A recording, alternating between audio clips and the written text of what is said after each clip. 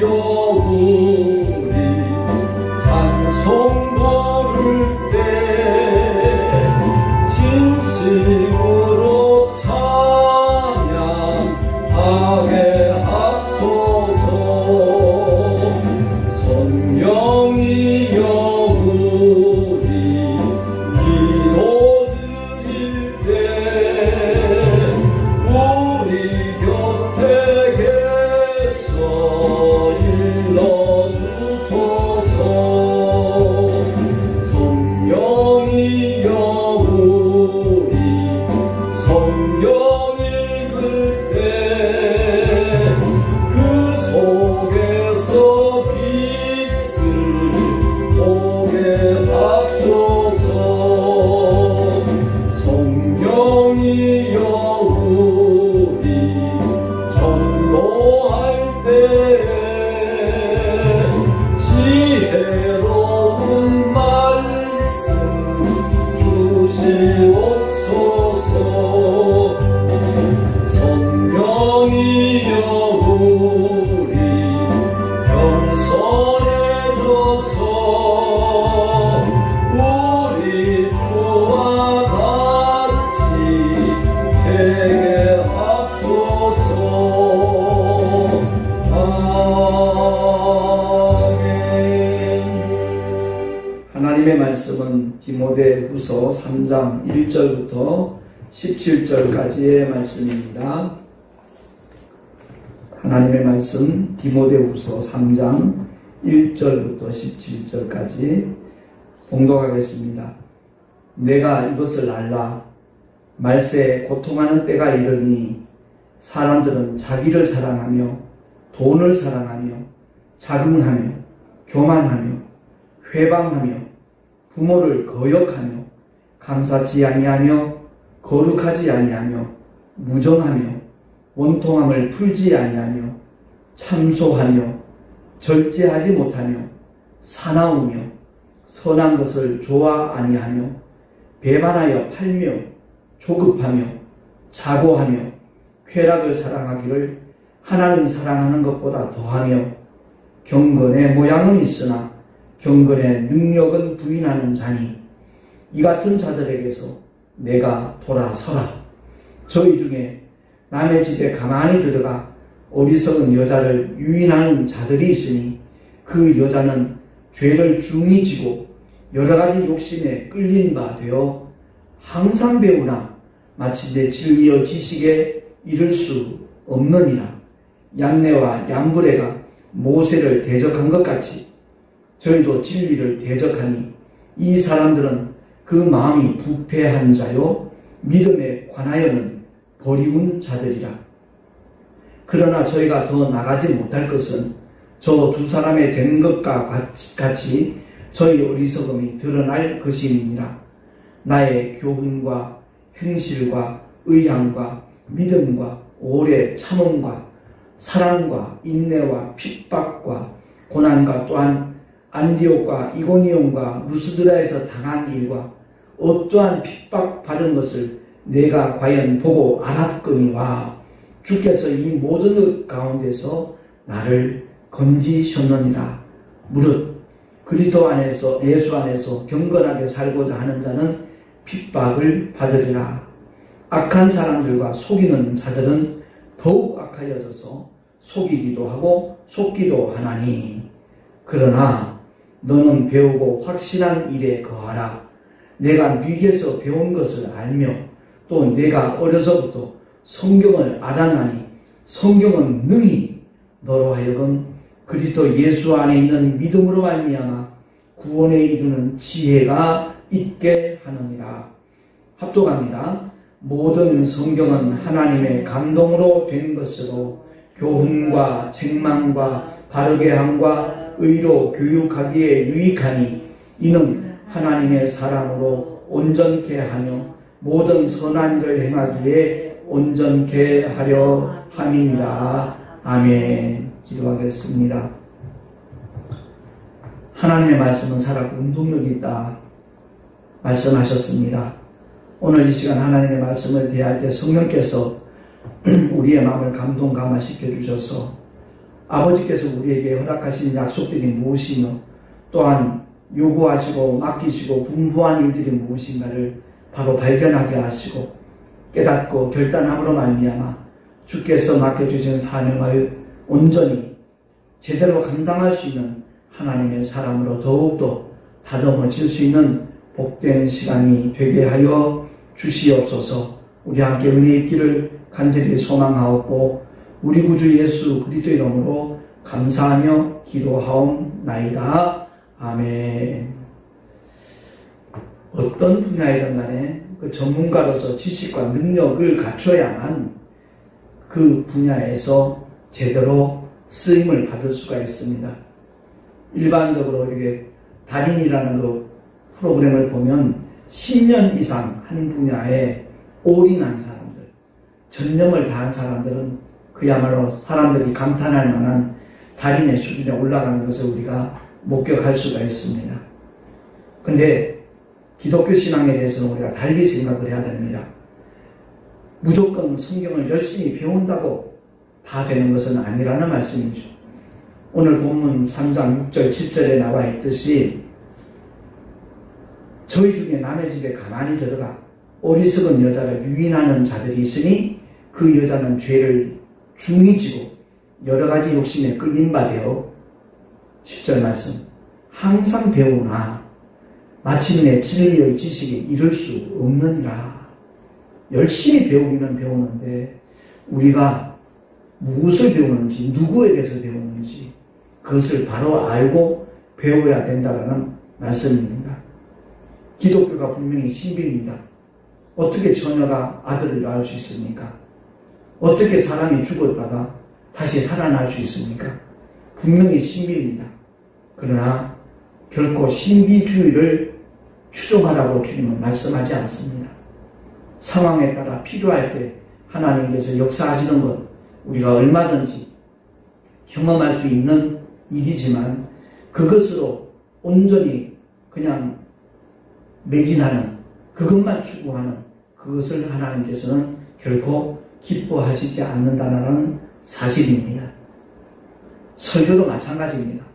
요즘에 보면 새로운 설교, 좀 독특한 설교 그런 것을 하려고 애쓰는 분들이 없잖아 있더라고요.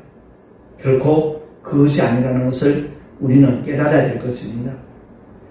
부흥사 활동할 때 보니까 성도들이 그런 얘기를 또 해요. 누가 못 들었는지 모르지만 저 목사님은 말씀을 잘 쪼갠대요. 말씀을 되게 깊이 판대요. 제가 그런 얘기를 들을 때 그런 표현들이 성경을 어긋났다는 것을 정말 깨달았으면 좋겠다는 마음이 들더라고요.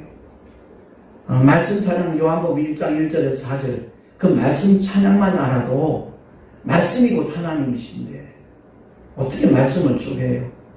하나님을 어떻게 감히 쪼갠단 말입니까? 하나님을 파요? 그건 아니라는 거죠.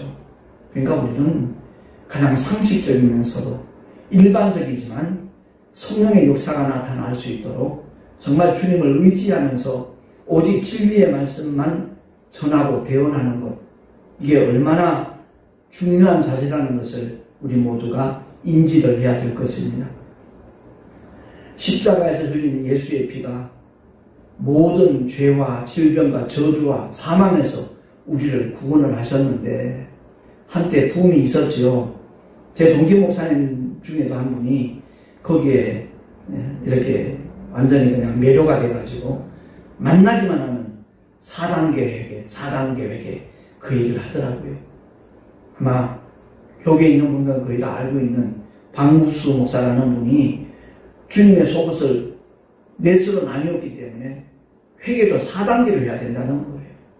바로 그분은 거기에 그런 함정에 빠져가지고 물론 성경을 제대로 모르는 사람들은 굉장히 독특하니까 새로우니까 처음 들어보는 메시지니까 거기에 빠져듭니다. 회개는 두 가지밖에 없어요. 구원받는 회개 그건 단회적이에요. 예수가 누구신가를 알고 불신앙의 날들을 청산하고 주님 나는 죄인으로 살아왔습니다. 하나님의 독생자 예수 그분이 바로 구세주라는 것을 알고 나의 구주로, 나의 왕으로, 나의 주인으로 영접하겠습니다.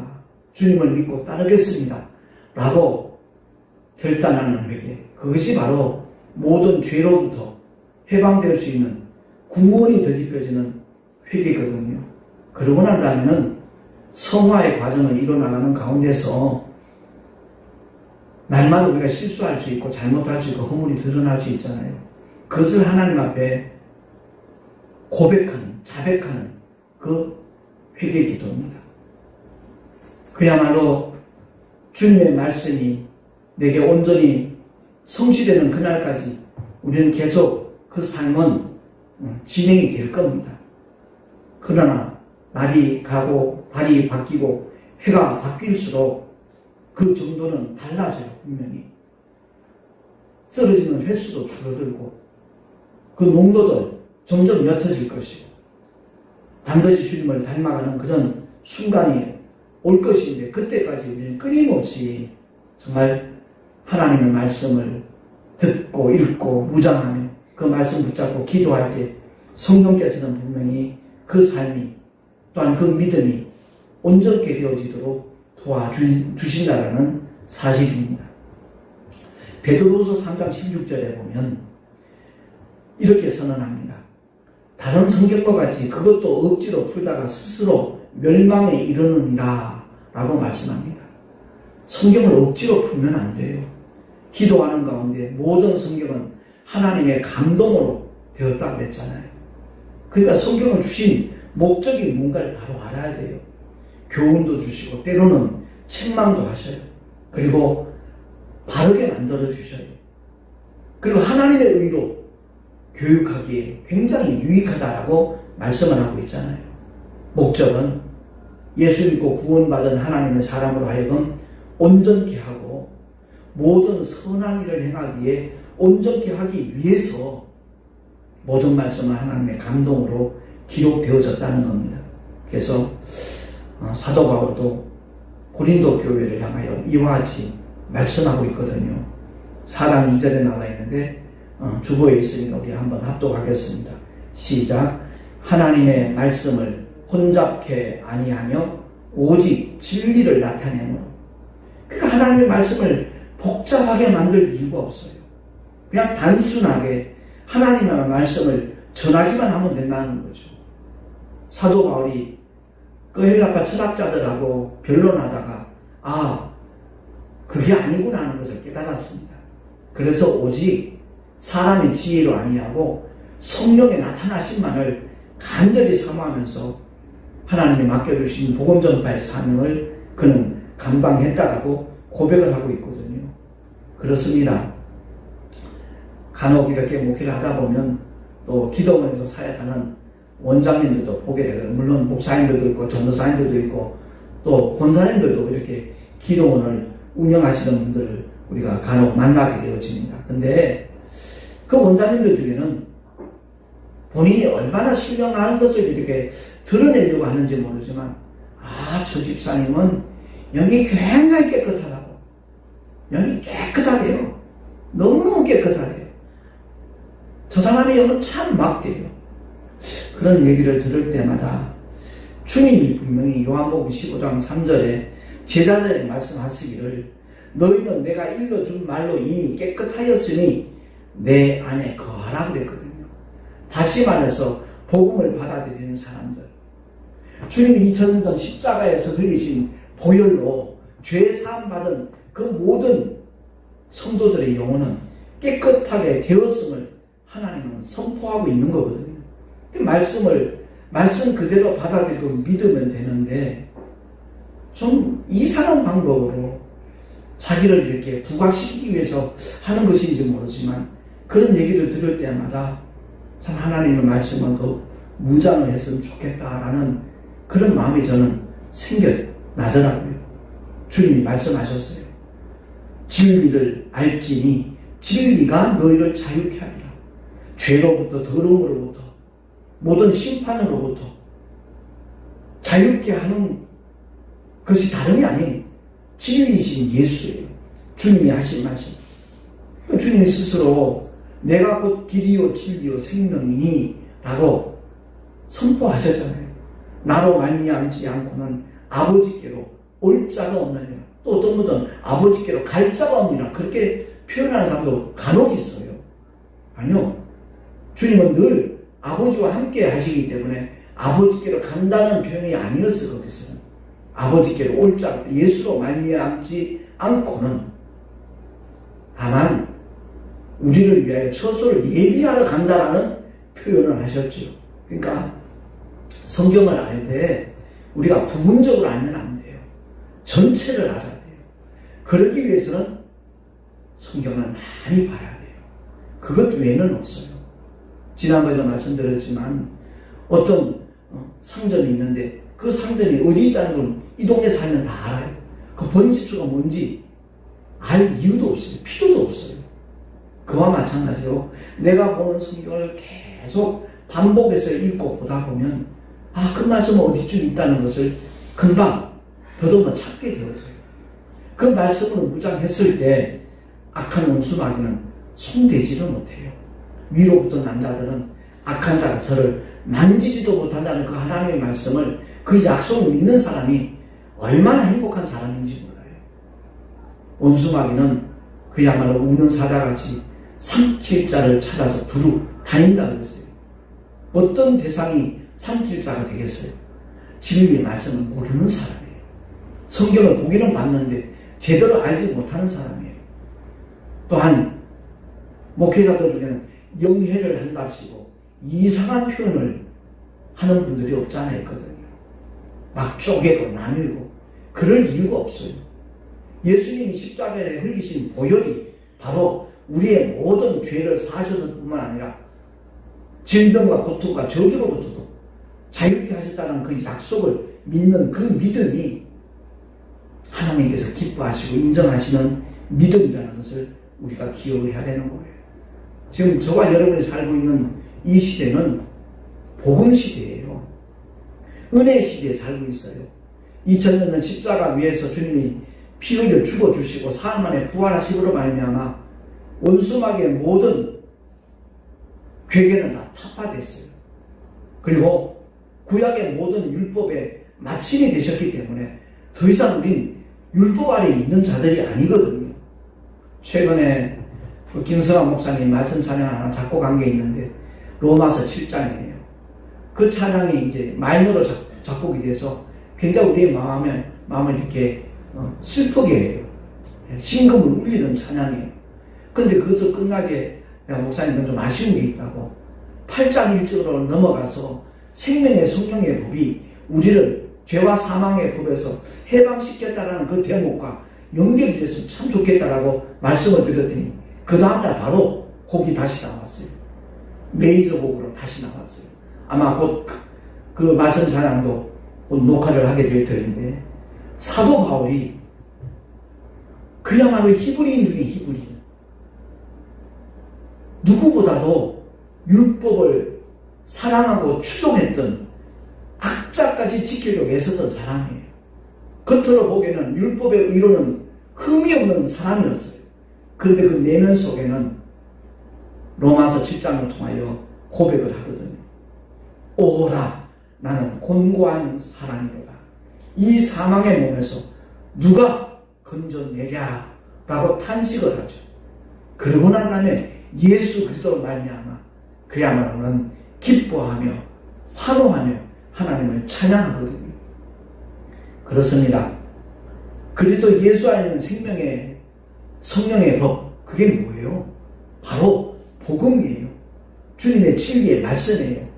그 복음이 죄와 사망의 법, 곧 모든 사람을 정죄하는 율법으로부터 자유케 했다는 거예요. 그렇기 때문에 진리가 우리를 자유케 하는 것이지 이상하게 성경을 난해하게 막 해석을 하고 복잡하게 만들어서 오히려 성도들로 하여금 헷갈리게 만드는 것, 주님이 결코 기뻐하시지 않아요. 하나님의 말씀을 혼잡게 하는 것을 좋아하는 존재는 마귀밖에 없어요. 단순하게 그냥 하나님의 말씀을 대언하는 사명이 목회자들에게 있는 거예요. 성경을 연구하고 내 머릿속에서 짜내가지고 그럴듯한 어떤 새로운 어떤 주장과 같고 학설과 같고 이론과 같은 거 그걸 내놓으면 신학자들은 혹할지 몰라요. 그러나 성령 하나님께서는 기뻐하시지 않아요.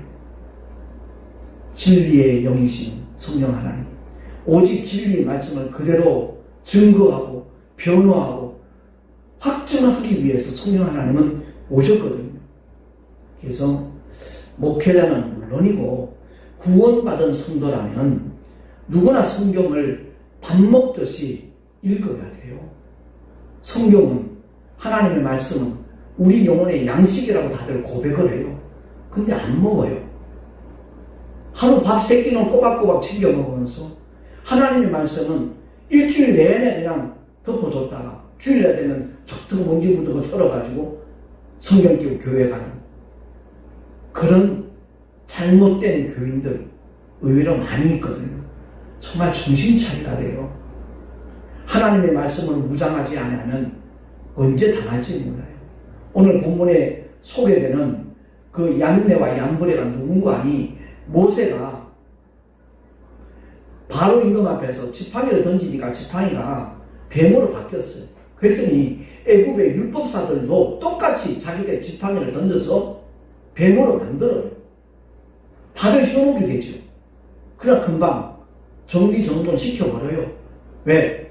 모세가 던진 그 지팡이로 된 뱀이 율법사들이 던진 그 지팡이로 만들어진 뱀을 다 삼켜버려요. 바로 그 율법사들이 얀네와 얀브레예요.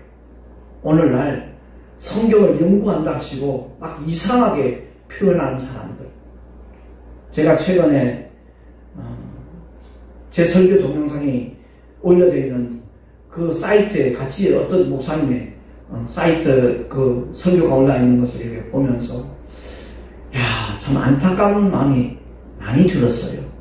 정말 하나님과의 친밀한 가운데 하나님의 말씀에 복종하고 하나님의 말씀을 정말 알고 그 말씀에 다스림을 받는 삶이 되어야 되는데 하나님의 말씀을 이용하라는 거죠. 하나님이 그렇게 하셨으니까 그것을 믿음의 원리로 알고 있더라고요. 착각을 하고 있더라고요. 긍정적인 에너지, 믿음의 말씀을 선포할 때 하나님은 역사하신다. 틀린 말은 아니에요. 그러나 하나님과 인격적인 관계가 이루어지지 아니하고 능력만 나타내고 사역만 활발하게 되어지는 그것 때문에 결국 그는 하나님과 멀어지고 하나님과 무관한 그러한 존재가 될 수 있는 위험성이 너무너무 많아요. 그렇습니다. 우리는 성경을 알아야 돼요. 근데 아는 만큼 성경, 즉 하나님 말씀에 다스림을 받아야 돼요. 주기도문을 통해서 주님이 일깨워 주시는 것은 우리 안에 하나님의 나라가 임하기를 원하시는 거예요. 그 말씀은 장차 우리가 갈 저 천국을 가리키는 것이 아니라 우리 마음속에 하나님의 통치가 이루어져야 된다는 거예요. 내 속에 하나님의 나라가 구현되지 않는 한 천국 들어간다는 보장을 못해요. 스카이대학에 들어가려면 스카이대학 바깥에서 스카이대학이 요구하는 그 조건을 다 갖춰야 돼요. 실력이 있어야 되고 또 등록금도 입학금도 있어야 될 것이고 이와 마찬가지로 우리가 장차 들어가게 될 하나님의 나라 그 독특한 세계가 분명히 따로 있어요. 그러나 그 나라에 들어가기 전에 우리가 육신을 믿고 이 세상 살아가는 동안에 내 삶의 현장에서 내 사역의 현장에서 성령 하나님의 통치가 하나님의 말씀의 다스림이 이루어지는 사람 바로 그들이 천국의 주인이 될 수 있는 것이고 하나님의 나라를 그야말로 유업으로 하나님의 후사로서 상속자로서 하늘에 간직하신 썩지 않고 더럽지 않고 쇠하지 않는 기업까지 이어받을 수 있는 믿음의 주인공, 축복의 주인공이 된다는 것을 우리가 기억을 하고요. 정말 자나깨나 하나님의 말씀을 되새김질할 수 있는 그런 자리에까지 나아가기를 예수 이름으로 축원합니다. 성경에 결론된 말씀이 요한계시록이잖아요. 그 계시록에 보면 이 예언의 말씀을 읽는 자와 듣는 자들과 그 가운데 기록한 것을 지키는 자들이 복이 있나니 때가 가까우니라. 아멘. 이 한국교회에서는 예언 그러면 앞으로 일어날 일을 마치는 것을 예언으로 알고 있어요. 우리가 은행에 돈을 맡기면 예금한다 그러잖아요. 마찬가지로 하나님의 말씀을 하나님의 종들 입에다 맡기셨어요. 예수님의 제자들, 사도들의 입에 맡기셨고 결국 그들이 복음서를 기록하고 또 사도 바울 같은 경우는 서신서를 통해서 하나님이 감동 감화로 주신 하나님의 뜻, 하나님의 말씀들을 이렇게 성문화시켜서 글로 남겨서 오늘날 누구나 다 대면에서 읽을 수 있도록 하나님은 우리에게 은혜를 베푸셨어요. 그렇기 때문에 성경을 끊임없이 읽고 묵상하는 가운데 그 말씀에 기록된 대로 지킬 수 있는 그런 자리에까지 나간다면 그는 이 세상에서 가장 복 있는 사람, 하나님께서 가장 기뻐하시는 믿음의 주인공이 될 줄로 믿습니다. 아무쪼록 주님의 말씀은 사랑하는 자가 되고 그 말씀을 사랑한다는 의미는 바로 그 말씀과 인격적인 관계가 이루어진다는 거죠. 믿음과 순종이라는 아름다운 조화, 그것을 통해서 하나님의 영광이 나타난다는 것을 기억을 하고 우리 모두가 다 성경을 알되 하나님의 감동으로 알 수 있는 믿음의 주인공들이 되시기를 예수 이름으로 축원합니다. 기도하겠습니다.